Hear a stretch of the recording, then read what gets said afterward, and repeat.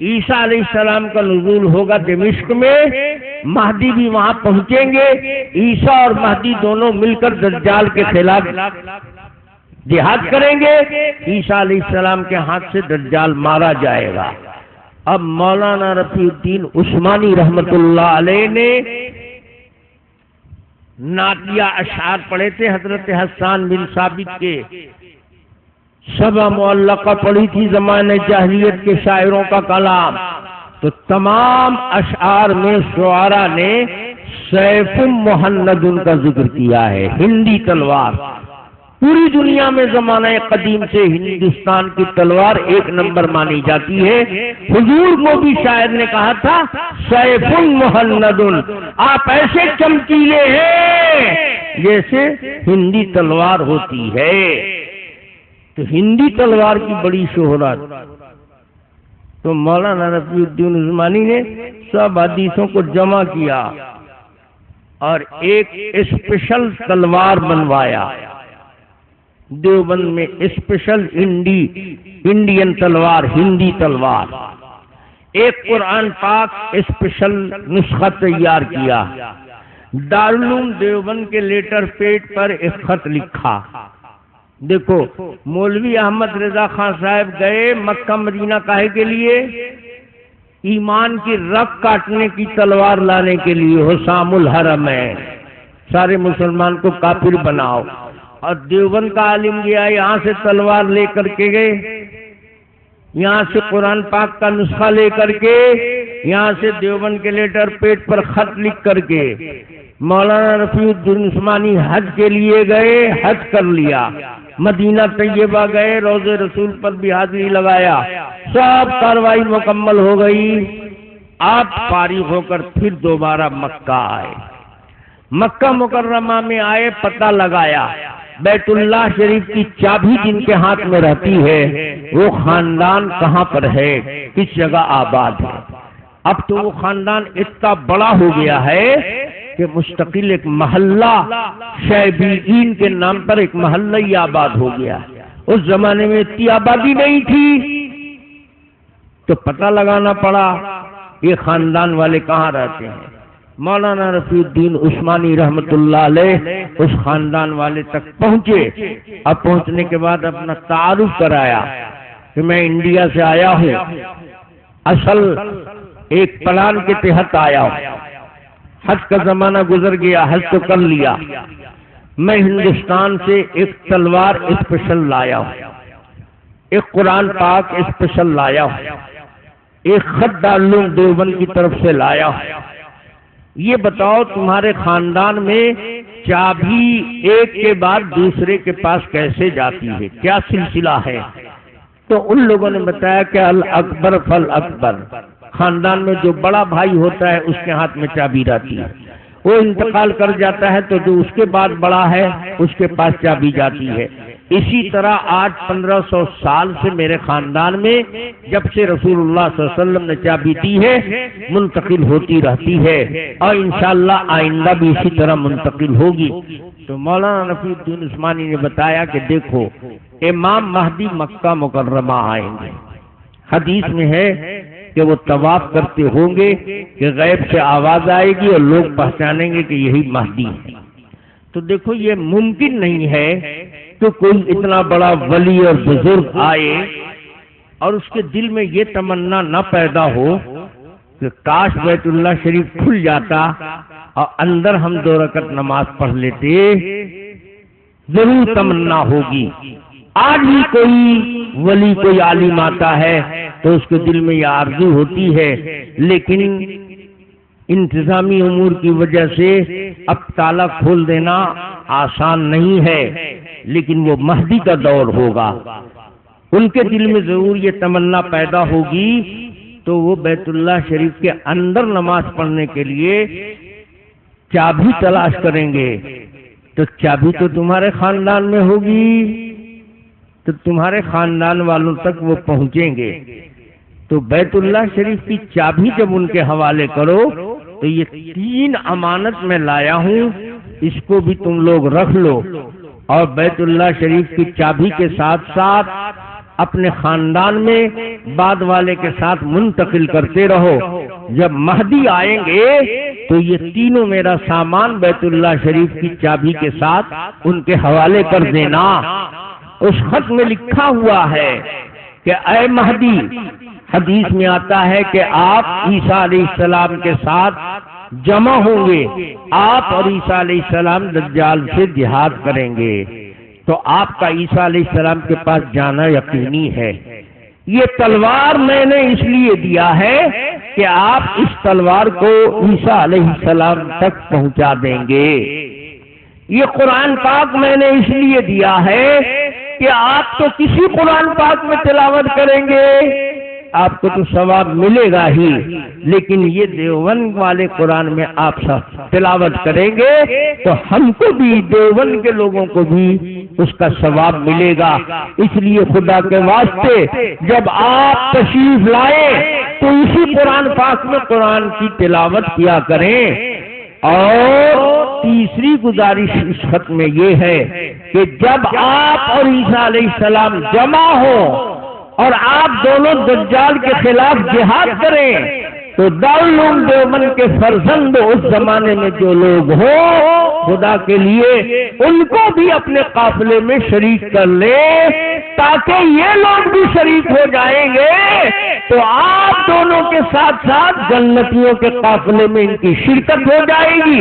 میں نے حدیث میں پڑھا ہے کہ اللہ کے نبی نے ضمانت دی ہے کہ جو عیسیٰ ابن مریم کے قافلے میں شریک ہوگا دوزخ کی آگ اس کو ہاتھ نہیں لگائے گی. یہ کارروائی اب نہیں ہوئی ہے، 100 سال قریب ہو گیا. انڈیا سے کئی لاکھ حاجی ہر سال جاتے ہیں حج کرنے. آج آپ کو یہ بات معلوم ہوئی ہے، آپ جب جائیں حج کرنے کے لیے مکہ مکرمہ میں تحقیق کر لیں جو کلید بردار خانہ کعبہ ہے. اللہ نے مجھے بھی کئی بار توفیق دیا، 3 4 مرتبہ گیا، میں تو تحقیق بھی کر چکا. اللہ کا کرم ہے دارالعلوم دیوبند کی طرف سے یہ 3 امانت آج بھی وہاں رکھی ہوئی ہے اور انشاءاللہ قیامت کے قریب وہ تلوار عیسیٰ علیہ السلام کے ہاتھ میں جائے گی اور اسی تلوار سے دجال مارا جائے گا. اور اس قافلے میں علماء دیوبند ہوں گے. نسائی شریف کی حدیث کے مطابق یہ اکابر دیوبند نے اس جماعت کو جنتی بنا دیا ہے. تم دعویٰ کرتے ہو، ہم لوگ دعویٰ نہیں کرتے ہیں. ہمارے بزرگوں نے کام کرنے کو سکھایا، نام کے لیے نہیں. ہم لوگ نام کے لیے نہیں لڑتے ہیں. تم نام، ہم جنتی ہیں. ارے لکھ لو تم اپنے اے بات چوکا پر کرتے پر لکھ لو جنتی، ایڈورٹائز کرتے چلو. لکھ لینے سے دعویٰ کرنے سے جنتی ہوتا ہے یا وہ عمل کرو گے تب جنتی ہوگے؟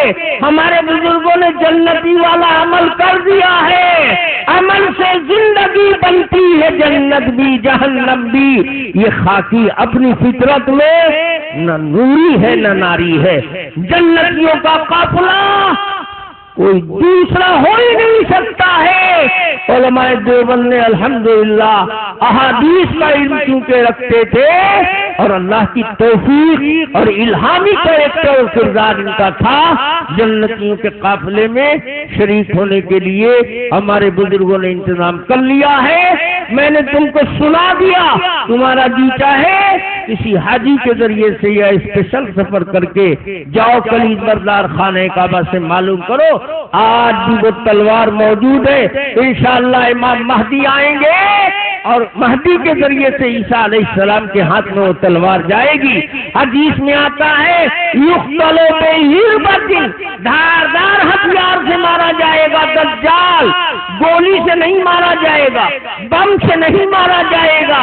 وہ دھاردار ہتھیار دیوبند کی تلوار دیوبندی سے اور دجالی سے ایسے ہے. آج بھی جتنے دجالی فرقے ہیں دیوبند کے نام سے کاپتے ہیں. طاہر حسین تو آج تمہارے یہاں آیا ہے، اعلان پہلے سے ہو رہا ہوگا. کتنے لوگوں کو ہر کپی لیے ہوئے، کتنوں کو بیت الخلا چالو ہو گیا ہوگا، بیمار پڑ گیا ہوگا. وہ 5 لاکھ والا کہاں ہے؟ ہم کو ڈھونڈتا چل رہا تھا۔ میں مہربانی کر کے کہتا ہوں اسی جلال پور میں ہماری عادت نہیں ہے، ہم نے تو کہہ دیا بچہ تال ٹھوکتا ہے تو عقل مندی یہ نہیں ہے کہ بھیڑ جاؤ۔ یوسف رضا کیا چیز ہے، چبدی اور چبدی کا شوربا۔ ان کے بڑے بڑے تو طاہر حسین سے چکر لے کر کے مزہ چکھ چکے ہیں، ارشد القادری سے 2 بار مناظرہ کیا ہے، مفتی شریف الحق سے مناظرہ کیا ہے، تمہارے حافظ ملت حافظ عبدالعزیز سے مناظرہ کیا ہے، میرے مناظرے کے 1 ماہ کے بعد اس کا انتقال ہوا ہے۔ یہ جھوٹا، اگر تم اس جھوٹے کا پکڑنا چاہتے ہو، جھوٹ بہت آسان طریقہ ہے۔ ہم نے تو چیلنج نہیں کیا، 5 لاکھ تم نے جمع کیا ہے تو تم جمع کر دو کسی تیسرے کے پاس اسی جلال پور میں، اور کوئی ڈیٹ طے کر لو، ہم بھی آئیں گے، تم بھی آؤ، اور کسی کو حکم اور ثالث مان لو۔ شرط یہ ہے کہ وہ تیسرا حکم و ثالث نہ دیوبندی ہونا چاہیے نہ بریلوی ہونا چاہیے، نہ میرا آدمی نہ تمہارا آدمی۔ تم کو جتنی بکواس کرنی ہے کر لو، جتنی کتاب دکھانی ہے دکھا دو، اور ہم کو بھی چھوٹ دو، ہم بھی اپنا پوری داستان رکھ دیں گے، سارے حوالے جمع کر دیں گے، تیسرا جو فیصلہ کر دے گا 5 لاکھ اس کو مل جائے گا۔ لیکن ہم جانتے ہیں قیامت تو آ سکتی ہے، وہ دن کبھی آئے گا نہیں۔ وہ تو 5 لاکھ اپنے ہی پاکٹ میں رکھ کے اور بول کے چلا گیا، تو ایسے اپنے ہی پاس رکھ کے چیلنج کرنا ہو تو ایسا تو ہم بھی چیلنج کر دیتے ہیں۔ 10 لاکھ دینا لینا 10 کوڑی نہیں ہے، سچائی سے دور کا واسطہ نہیں ہے۔ اگر سچے ہو تو بہت آسان بات ہے، ہاتھ کنگن کو آرسی کیا ہے، اسی جلال پور میں بول کر گئے ہو، اسی جلال پور میں ہو جائے ایک بار، تم کو اپنی اوقات معلوم ہو جائے گی اور لوگوں کو بھی سمجھ میں آ جائے گا کہ سچا کون ہے اور جھوٹا کون ہے۔ میرے بھائیوں، یہ تو ایک حدیث کی تھوڑی سی تفصیل بیان کی، اب ایک حدیث اور آ گئی ہے نا، اس کو چھوڑ دیں کسی دوسرے موقع کے لیے۔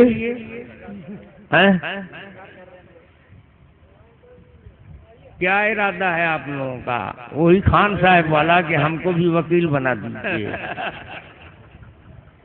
میں بوڑھا آدمی، بتاؤ کتنا ٹائم ہو گیا، کبھی بات ختم ہونے والی ہے؟ اچھا چلیے، جب آپ سب کا اصرار ہے تو تھوڑا سا دوسری حدیث بھی سن لیجیے۔ وہ دوسری حدیث مسلم شریف جو نووی کے ساتھ چھپی ہوئی ہے، اس کے صفحہ 368 پر ہے۔ مسلم جلد ثانی صفحہ 368 نکال کر مجھے دیجئے، تاکہ میں پہلے وہ حدیث جو زبانی سنائی تھی وہ کتاب میں نکال کر پڑھ کر سنا دوں، اور اس کے بعد بہت تفصیل سے بات نہیں کروں گا، اب اتنا موقع بھی نہیں ہے۔ یہ ہے دوسری حدیث جو میں نے پڑھی تھی، اس کے راوی حضرت انس رضی اللہ تعالی عنہ ہے۔ مسلم شریف جلد ثانی صفحہ 368، اس صفحے پر پہلی حدیث حضرت انس والی ہے۔ ان انس ان رجلا كان يتهم بأم ولد رسول الله صلى الله عليه وسلم، فقال رسول الله صلى الله عليه وسلم لعلي اذهب فاضرب عنقه، فأتاه علي فإذا هو في ركي يتردد فيها، فقال له علي اخرج، فناوله يده فأخرجه فإذا هو مجبوب ليس له ذكر، فكف علي عنه، ثم أتى النبي صلى الله عليه وسلم فقال يا رسول الله إنه لمجبوب ما له ذكر۔ اب حدیث پاک کا ترجمہ سن لو۔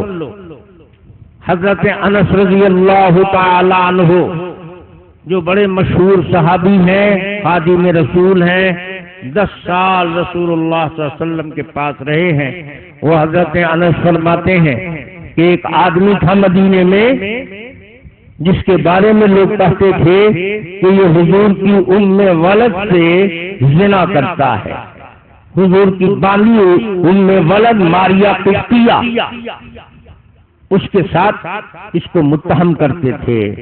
عن انس ان رجلا كان يتهم بام ولد رسول اللہ صلی اللہ علیہ وسلم، یہ شخص جس پر تہمت تھی کہ یہ حضرت ماریہ قبطیہ سے حضور کے ام ولد سے بدکاری کرتا ہے، زنا کرتا ہے، اس کا نام تھا معبور، اب بعد محدثین کہتے ہیں اس کا نام تھا وابور، میم سے معبور یا واو سے وابور۔ اب سارے لوگ کہہ رہے ہیں یہ بدکار آدمی ہے، زناکار آدمی ہے، یہ ماریہ قبطیہ کے ساتھ زنا کرتا ہے۔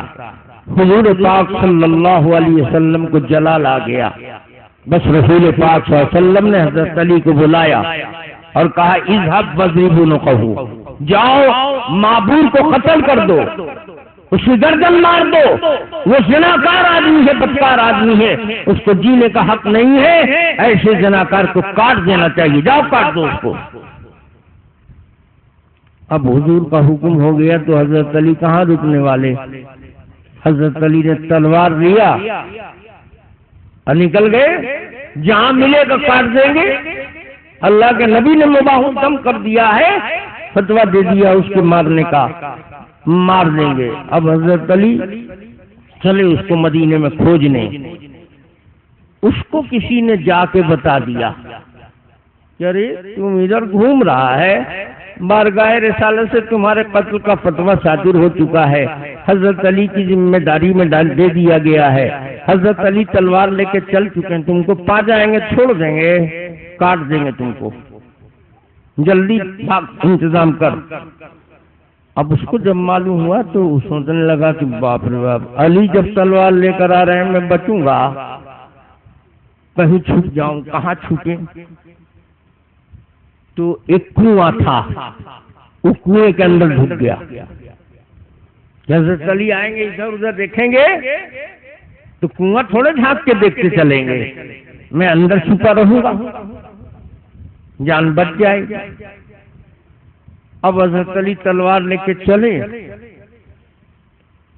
تو اس کو تو ہڑکپی لیے ہوئے تھی کہ حضرت علی تلوار لے کے نکل چکے ہیں، تو جس کو جان کا خطرہ اس کو چین ملے گا، اس کنویں میں چین سے کہاں، بار بار گردن نکال کے دیکھتا تھا کوئی آ تو نہیں رہا ہے، حضرت علی تو نہیں آ رہے ہیں۔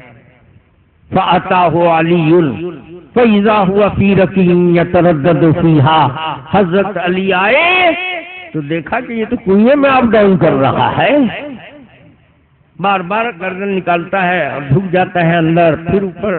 تو حضرت علی نے دیکھ لیا، اس نے حضرت علی کو دیکھ لیا، چلے آ رہے تلوار لیے ہوئے، تیور بدلا ہوا ہے، آنکھیں چڑھی ہوئی ہیں، میں ڈوب گیا، آؤ نیچے۔ یہ سمجھا کہ حضرت علی نے ہم کو دیکھا نہیں، حضرت علی نے بھی اس کو دیکھ لیا تھا، یہ گیا کنویں کے بیٹر، اور کنویں کے منڈیر پر حضرت علی آگے تلوار بے نیام لیے ہوئے۔ فَإِذَا هُوَ فِي رَكِّهٍ يَتَرَدَّدُ فِيهَا، وہ کنویں میں اپ ڈاؤن کر رہا ہے۔ حضرت علی آئے، حضرت علی نے اس سے کہا اخرج نکل باہر، کمینہ یہاں چھپا ہوا ہے۔ تو باہر کنویں کے باہر نکلے گا، وہ تو جان رہا ہے کہ کنویں کے باہر نکلنے کا مطلب کہ دنیا کے باہر سپلائی، وہ نکل نہیں رہا ہے۔ حضرت علی کہہ رہے نکل، تو حضرت علی نے ہاتھ بڑھایا، اپنا ہاتھ ڈال کے پکڑا، اب پکڑ کھینچا اس کو اور کھینچ کے باہر کیا۔ تو حضرت علی نے جب اس کا اندر ہاتھ پکڑا اور کھینچنا چاہا تو وہ جلدی آ رہا ہے اوپر، وہ نیچے کھینچ رہا ہے، حضرت علی اوپر کھینچ رہے، وہ ہاتھا بائی کھینچا تانی میں، اللہ کی شان اس کی لنگی کھل گئی۔ لنگی کھل جانے کے بعد تب پلیٹ فارم تو کلیئر نظر آئے گا، سطر کھل گیا۔ حضرت علی نے دیکھا فَإِذَا هُوَ مَجْبُوبٌ لَيْسَ لَهُ ذَكَرٌ، ارے یہ آدمی تو ذکر کٹتا ہے، اس کو تو مرد کا عضو نہیں، اور حضور نے کہا ہے کہ زناکار ہے، جینے کا حق نہیں ہے، جاؤ اس کو مار دو۔ تو یہ آدمی زنا کیسے کرے گا جب اس کو ذکر ہی نہیں ہے، یہ مرد ہی نہیں ہے، مرد کا عضو بھی نہیں ہے اس کے پاس، تو زنا کیسے کرے گا؟ یہ تو آدمی بالکل بے قصور ہے۔ اور حضور نے کیا کہا ہے؟ اذهب واضربوه، جاؤ گردن مار دو۔ اور یہ بے قصور بے گناہ ہے، بتاؤ میں کیسے مار دوں اس کو؟ فَكَفَّ عَلِيٌّ عَنْهُ، حضرت علی نے ہاتھ روک لیا، نہیں مارا۔ حضور کہتے ہیں گردن مار دو۔ حضرت علی نے اس صحیح حدیث پر عمل نہیں کیا، آنکھ سے دیکھا کہ بے عضو ہے، یہ مرد نہیں ہے، اس کو ذکر نہیں ہے، تو اپنی آنکھ کے فتوے پر عمل کیا اور نبی کے حکم پر عمل نہیں کیا۔ اس سے ایک مسئلہ تو معلوم ہوا کہ یہ غیر مقلد لوگ حدیث نہیں جانتے ہیں۔ حضرت علی کے پاس صحیح حدیث تھی، اللہ کے نبی کا صحیح صریح حکم موجود تھا، اذهب واضربوه، اس صحیح حدیث پر حضرت علی نے عمل نہیں کیا۔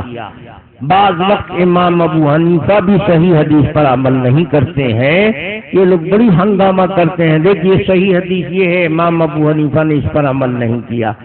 ارے یہ امام ابو حنیفہ کے اپنے گھر کی پیداوار ہے، یہ تو صحابی سے طریقہ چلا رہا ہے، صحیح حدیث موجود، حضرت علی نے عمل نہیں کیا۔ اور صرف یہ نہیں کہ عمل نہیں کیا، بلکہ حضرت علی نے جا کے حضور کو بتا دیا کہ آپ نے کہا تھا کہ قتل کر دو، میں نے نہیں قتل کیا۔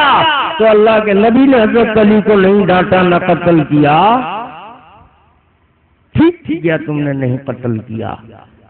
تو یہ قاعدہ کہ حدیث صریح صحیح پر بھی کسی دلیل سے عمل نہ کیا جائے، یہ قاعدہ ابو حنیفہ کا بنایا ہوا نہیں ہے، یہ صحابہ کا بنایا ہوا طریقہ ہے، اللہ کے نبی نے اس کو منظوری دی ہے۔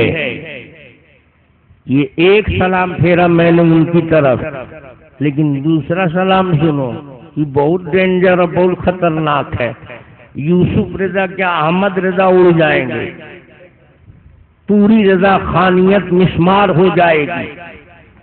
حضرت ماریا قبطیہ وہ باندھی ہے کہ مقوقش جو اسکندریہ کا بادشاہ تھا، اس نے تحفے میں اس لونڈی کو جناب رسول اللہ صلی اللہ علیہ وسلم کے پاس بھیج دیا تھا، دے دیا تھا ہدیۃً، اور انہی سے حضرت ابراہیم پیدا ہوئے تھے جو حضور کے صاحبزادے، جن کا انتقال سن 8 ہجری میں ہوا۔ تو یہ ام ولد ابراہیم کے پیدائش کے بعد ہی نہ بنیں گی؟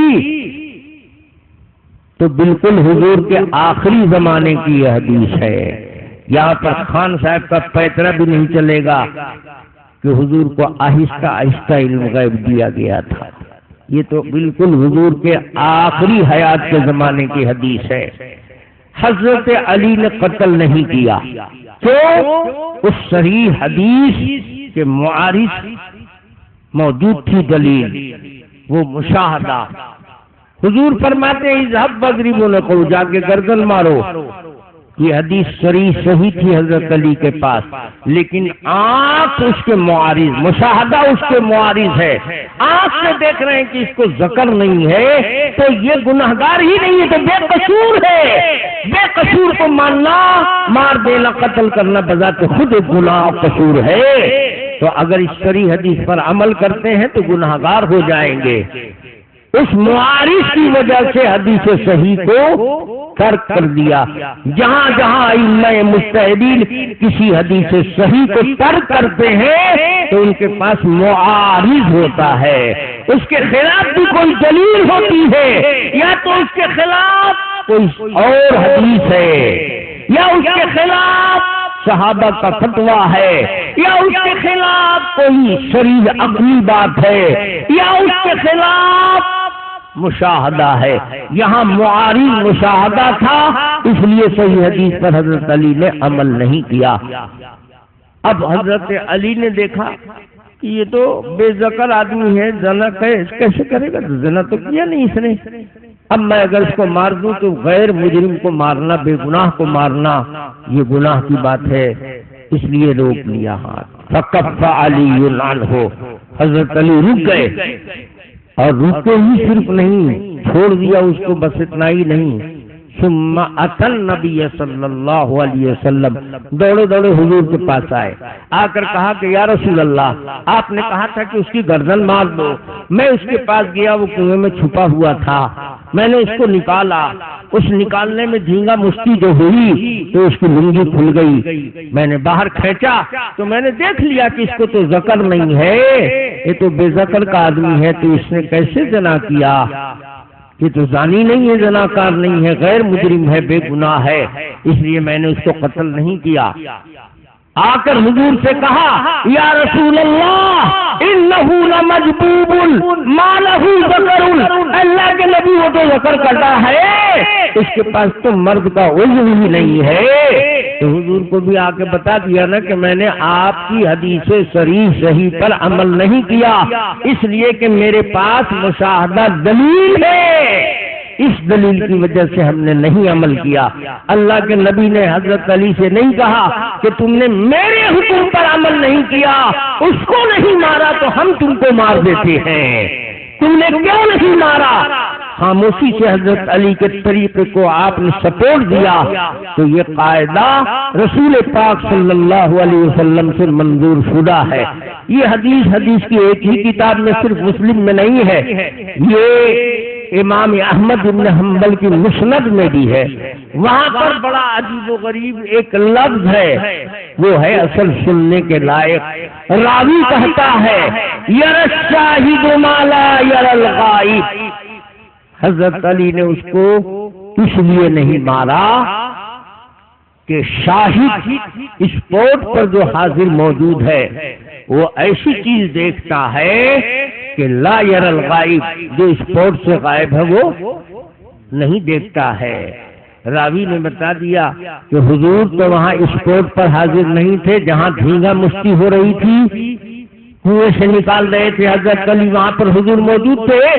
حضور نہیں تھے، حضرت علی تھے، شطر اس کا کھلا تھا کنویں سے نکالنے کے ٹائم میں، تو اسپورٹ پر جو حاضر تھے حضرت علی وہ دیکھ رہے تھے اس کا شطر، اللہ کے نبی وہاں حاضر نہیں تھے، تو حضرت حضور پاک صلی اللہ علیہ وسلم نے اس کا شطر دیکھا تھا، یہ دیکھا تھا کہ اس کو ذکر نہیں ہے، یہ بے ذکر ہے، تو اللہ کے نبی وہاں پر وہ چیز نہیں دیکھ پائے، کیوں؟ اس لیے کہ آپ وہاں سے غائب تھے۔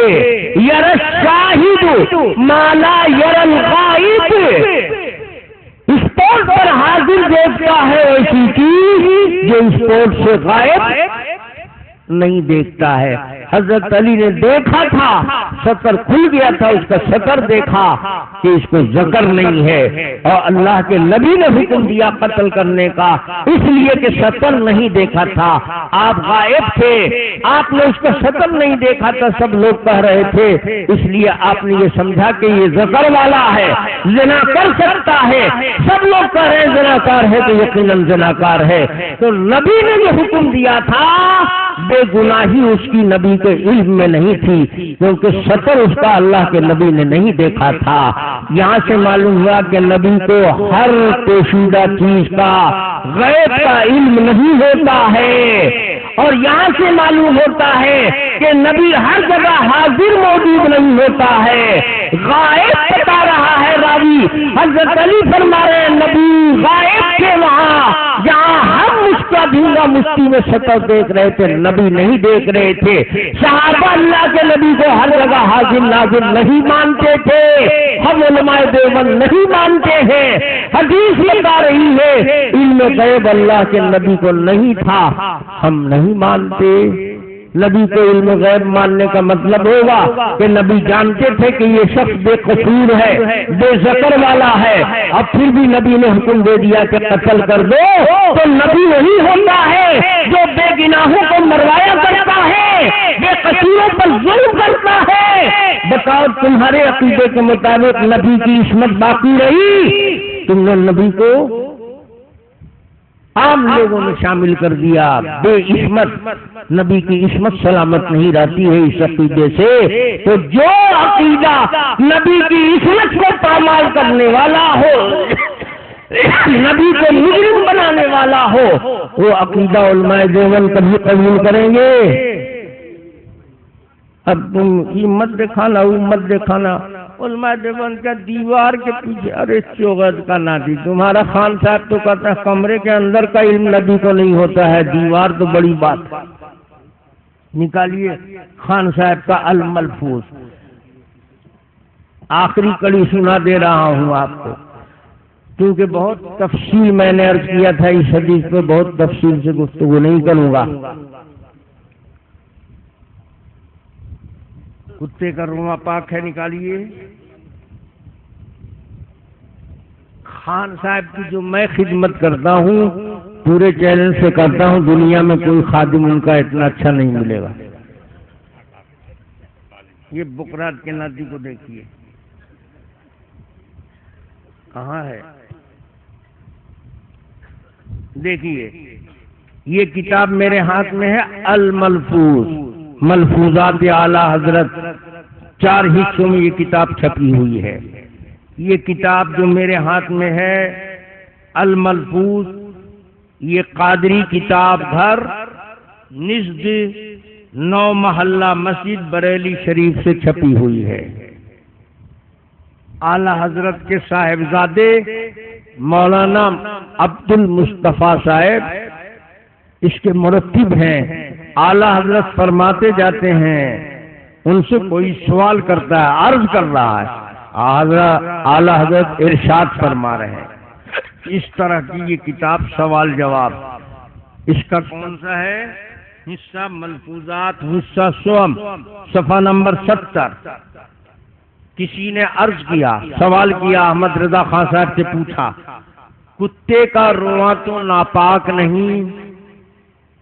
پوچھنے والے نے پوچھا، کتے کا رواں تو ناپاک نہیں ہے نا؟ سوکھا ہوا کتا ہے، پانی میں بھیگا ہوا نہیں ہے، وہ آپ کے پجامے سے سٹ کے نکل گیا تو اس پجامے پر آپ نماز پڑھ سکتے ہیں؟ اس کا رواں لگا نا تو پجامہ ناپاک ہو گیا۔ مسئلہ پوچھ رہا ہے کس سے؟ احمد رضا خان صاحب۔ عرض اعلی حضرت سے پوچھ رہا ہے، عرض کتے کا رواں تو ناپاک نہیں؟ ارشاد اعلی حضرت ارشاد فرمانے ہیں، غور سے سنیے۔ ارشاد، صحیح یہ ہے کہ کتے کا صرف لعاب نجس ہے۔ صحیح کیا ہے؟ کتے کا صرف لعاب نجس ہے، اور کوئی چیز نجس؟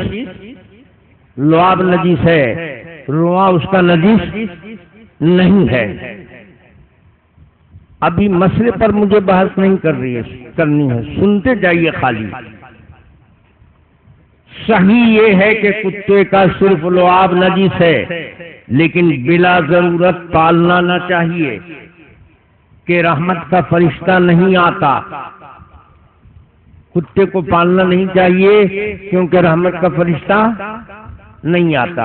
اب دلیل دیجئے کہ صرف لعاب نجس ہے، رواں نجس نہیں ہے، تو اس کی دلیل دے رہے ہیں اعلی حضرت۔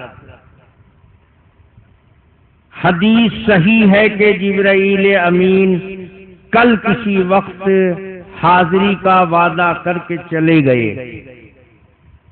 حدیث صحیح ہے، یہ انہوں نے نہیں بتایا کہ یہ صحیح حدیث ہے کہاں، لیکن ہم آپ کو بتا دے رہے ہیں مسلم شریف میں ہے۔ یہ حدیث جو اعلی حضرت نقل کر رہے ہیں آگے، یہ کہاں ہے؟ مسلم شریف میں ہے۔ حدیث صحیح ہے کہ جبرائیل امین کل کسی وقت حاضری کا وعدہ کر کے چلے گئے۔ ایک بار جبرائیل امین نے حضور سے کہا کہ میں کل آپ کی خدمت میں آؤں گا، وعدہ کر کے حضرت جبرائیل امین چلے گئے۔ دوسرے دن انتظار رہا مگر وعدے میں دیر ہوئی اور جبرائیل حاضر نہ ہوئے۔ سرکار باہر تشریف لائے، ملاحظہ فرمایا کہ جبرائیل علیہ السلام در دولت پر حاضر ہیں۔ جبرائیل تو کہہ کر گئے تھے کہ میں کل آؤں گا آپ کے پاس، جبرائیل امین نہیں آئے، وعدے پر نہیں آئے، حضور انتظار میں رہے۔ لیکن جب صبح دوسرے دن حضور کمرے سے باہر نکلے تو باہر جیسے ہی نکلے تو دیکھا کہ جبرائیل امین موجود ہیں، کھڑے ہیں وعدے پر، اندر تو نہیں آئے کمرے میں، لیکن باہر دوسرے دن حضور نکلے تو جبرائیل امین کو دیکھا، باہر تشریف لائے، ملاحظہ فرمایا کہ جبرائیل علیہ السلام در دولت پر حاضر ہے۔ فرمایا کیوں؟ عرض کیا، حضور نے پوچھا کیوں اندر نہیں آئے؟ وعدہ کر کے گئے تھے۔ تو حضرت جبرائیل امین نے عرض کیا انا لا ندخل بیتا فیہ کلب وتصاویر، رحمت کے فرشتے اس گھر میں نہیں آتے جس میں کتا ہو یا تصویر ہو۔ جبرائیل امین نے کہا حضور سے، حضور نے پوچھا کہ تم کیوں نہیں آئے کمرے میں؟ تم تو وعدہ کر کے گئے تھے کہ میں آؤں گا آپ کے پاس، تو میں تو رات بھر کمرے میں انتظار کرتا رہا، تم آئے نہیں، اب باہر نکلا ہوں تو تم یہاں موجود ہو۔ تو جبرائیل امین نے جواب دیا کہ آپ کو معلوم ہونا چاہیے کہ ہم رحمت کے فرشتے اس گھر میں نہیں داخل ہوتے جس میں کتا ہو یا تصویر ہو۔ تو حضور کو یہ ہوا کہ کیا میرے کمرے میں کتا ہے کیا، اس لیے نہیں آئے؟ تو رسول پاک صلی اللہ علیہ وسلم فوراً کمرے میں واپس آئے، حضرت عائشہ سے کہا کہ دیکھو تو کمرے میں، تو دیکھا تو حضور کا جو پلنگ تھا چارپائی، اس کے نیچے کتے کا بچہ پلا بیٹھا ہوا تھا۔ رات بھر حضور کے کمرے میں کتے کا بچہ رہ گیا اور حضور جبرائیل امین کا انتظار کرتے رہے۔ جبرائیل امین اندر نہیں آئے کیونکہ صبح بتایا انہوں نے، اس لیے میں اندر نہیں آیا کہ جس کمرے میں کتا ہوتا ہے ہم لوگ نہیں جاتے۔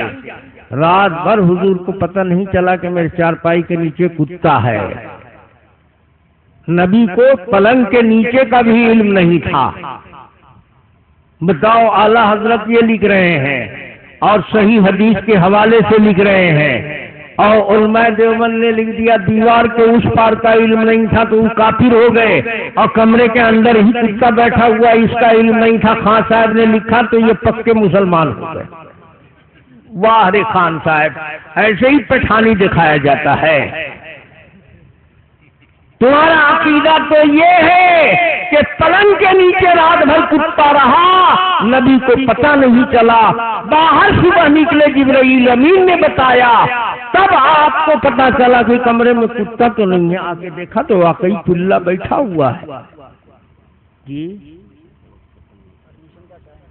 اوہو، بہت زیادہ وقت ہو گیا میرے بھائیوں۔ اندر تشریف لائے، سب طرف تلاش کیا، کچھ نہ تھا۔ پلنگ کے نیچے ایک کتے کا پلا نکلا، اسے نکالا تو حاضر ہوئے۔ جب اس کتے کے بچے کو باہر نکالا تو حاضر ہوئے۔ بتاؤ، اعلیٰ حضرت کہہ رہے ہیں پلنگ کے نیچے کتا رہا، رات بھر نبی کو پتہ نہیں چلا، صبح باہر نکلے جبرائیل امین نے بتایا تو اب نبی کو معلوم ہوا۔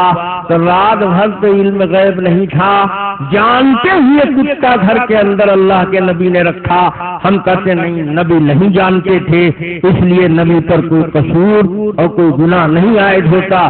وہ کہنا چاہتے ہیں نبی قصوروار گناہگار ہوتا ہے، جانتا ہے کہ کتا ہے اور پھر بھی کمرے میں رات بھر رکھا تو نبی ان کے ہاں گناہگار ہوتا ہے۔ بتاؤ، ایسا عقیدہ علماء دیوبند کبھی تسلیم کرنے والے ہیں؟ میرے بھائیوں، میرے بزرگوں، وقت بہت زیادہ ہو گیا، اور ہمارا حال تو یہ ہے کہ جب بیٹھ گیا چلا تو بریک لیتے لیتے بھی کئی کلومیٹر چلا جاتا، اس لیے بات ادھوری رہ گئی۔ پھر ملیں گے اگر خدا لایا، یار زندہ صحبت باقی، وآخر دعوانا ان الحمدللہ رب العالمین۔ درود پاک پڑھ لیجئے، دعا فرما کر یہاں سے تشریف لے جائیے۔ درود پاک پڑھیے۔ اللہم صلی وسلم علی سیدنا وعلی آل سیدنا و مولانا محمد وبارک وسلم صلاۃ تنجینا بها من جميع الاحوال والآفات وتطهرنا بها من جميع السیئات وتبلغنا بها اقصى الغایات وترفع لنا بها عندك اعلى الدرجات وتقضي لنا بها جميع الحاجات من جميع الخيرات في الحياة وبعد الممات انك على كل شيء قدیر۔ یا اکرم الاکرمین تمام حاضرین کے ساتھ کرم کا معاملہ فرمائیے۔ یا ارحم الراحمین ہمارے حال پر رحم فرمائیے۔ اے پروردگار عالم ہم آپ کے بہت گنہگار بندے ہیں۔ اے اللہ ہم اقرار کرتے ہیں دن کے اجالے میں بھی آپ کی نافرمانیاں کی ہیں، رات کی تنہائیوں تاریکیوں میں بھی آپ کے حکم کو توڑا ہے۔ اے اللہ ہمارے پاس نیکیاں نہیں ہیں، اگر کچھ ٹوٹے پھوٹے اعمال بھی ہیں تو ان میں ہماری کمزوری شامل ہو گئی ہے۔ ہم کمزور ہیں تو ہماری نیکیاں بھی کمزور ہوں گی، ہم عیب والے ہیں تو ہمارے عمل میں بھی کوئی نہ کوئی عیب ہوگا۔ اے اللہ ان عیب والی نیکیوں کو پیش کر کے ان کا اجر مانگتے ہوئے بھی شرم آ رہی ہے۔ ہم اپنی نیکیوں کا اجر آپ سے نہیں مانگتے، ہم تو آپ سے آپ کا فضل مانگتے ہیں، آپ سے آپ کا کرم مانگتے ہیں۔ اے اللہ کرم کا معاملہ فرمائیے، تمام حاضرین کو مغفرت کا پروانہ عطا فرمائیے۔ اے اللہ ہماری خطاؤں سے درگزر فرمائیے۔ اے اللہ ہماری حاجتوں کو آپ ہم سے بہتر جانتے ہیں، ہم تو صرف اتنا جانتے ہیں کہ آپ ہی ہماری حاجت پوری فرمائیں گے۔ اے اللہ تمام حاضرین کی مشکلوں کو آسان فرمائیے۔ یا ارحم الراحمین تمام ایمان والوں پر رحم فرمائیے۔ اے اللہ حاضرین کو بھی بخش دیجیے اور غائبین کو بھی محروم نہ فرمائیے۔ غائبین میں بہت سے ایسے ہوں گے جو آنا چاہتے ہوں گے، کسی عذر و مجبوری کی وجہ سے نہ آ سکے۔ اے اللہ کچھ ایسے بھی ہوں گے جنہوں نے آنے والوں سے کہہ رکھا ہوگا، کچھ ایسے بھی ہوں گے جن کا آنے والوں پر حق بنتا ہوگا۔ اے اللہ ان غائبین کی حاجتوں کو ہم نہیں جانتے لیکن آپ ضرور جانتے ہیں۔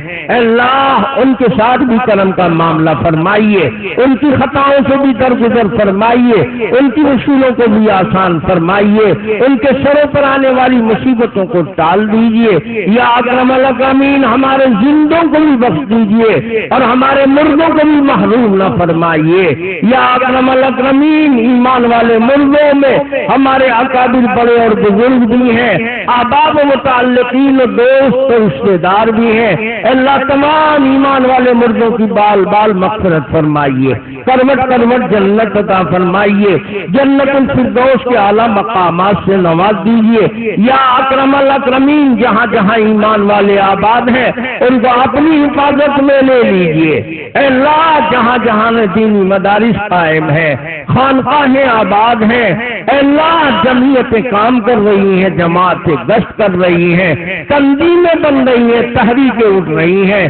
اللہ دین کا کام جہاں بھی ہو رہا ہو اور جن ہاتھوں سے بھی ہو رہا ہو اور جن ناموں سے بھی ہو رہا ہو، اے اللہ ان کام کرنے والوں کے حوصلے بلند فرمائیے، ان کے باغیوں میں توانائی عطا فرمائیے، ان کے راستوں کی رکاوٹوں کو دور فرمائیے، ان کی قربانیوں کو قبول فرما لیجیے۔ اے اللہ اپنی مرضیات پر چلنا آسان فرمائیے، اپنی نامرضیات سے ہمارے دلوں میں نفرت ڈال دیجیے۔ یا اکرم الاکرمین ہمارے اندر بہت سے بیمار بھی ہیں، اے اللہ بہت سے ایسے بیمار ہیں جن کو دواؤں سے شفا نہیں مل رہی ہے، جن کے بیماریوں کی دوا نہیں معلوم ہو پا رہی ہے۔ ہمارا ایمان ہے ہر مرض کی دوا آپ کے علم میں ہے، تمام دواؤں کی شفا آپ کے ہاتھ میں ہے۔